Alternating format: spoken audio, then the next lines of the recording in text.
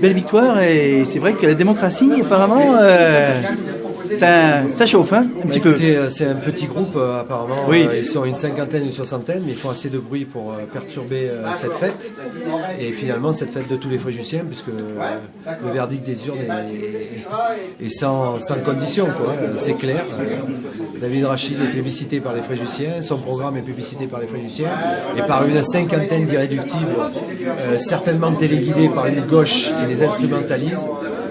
Il se passe ce qu'on voit là, c'est-à-dire qu'on est obligé d'avoir des CRS, bientôt des gendarmes, et puis les policiers un petit peu partout. D'ailleurs, les camions de CRS sont tout autour, là, ils bloquent carrément les parkings, on ne peut pas y accéder. Tout à fait. Fréjus est assiégé, si j'ose dire. Tout à fait, mais David Rachid remettra certainement de l'ordre dans tout ça. D'abord, il va avoir des explications avec ces gens-là. Vous le savez, c'est pas...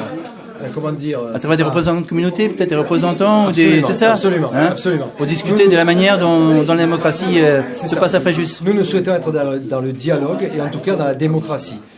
Aujourd'hui, on voit qu'il y a une certaine frange de la population qui fait du communautarisme et qui ne défend pas la démocratie en faisant ce qu'ils font là devant, en excitant les gens, en les traitant de nom d'oiseaux, etc., etc. On le voit, il y a des CRS qui sont là devant. Tout à fait. De toute façon, la sécurité est assurée là, apparemment. Hein. De toutes les façons, oui. nous sommes pour la discussion, mais oui. il est bien évident qu'avant la discussion, on sera intransigeant sur les lois de la République. Les lois de la République, c'est accepter le verdict des urnes et le verdict des urnes, et sans... il n'y a pas à discuter, quoi. Les Fréjussiens ont choisi, et largement choisi. Largement choisi parce que ça s'est fait à quel pourcentage Donc ça s'est fait à 45%, je crois. Voilà, 45%, donc c'est largement devant tous les autres. Bon, ben c'est clair, ils ont tous échoué. Lui, il propose un programme, c'est un homme de dialogue, ça reste un homme de dialogue et ça restera un homme de dialogue.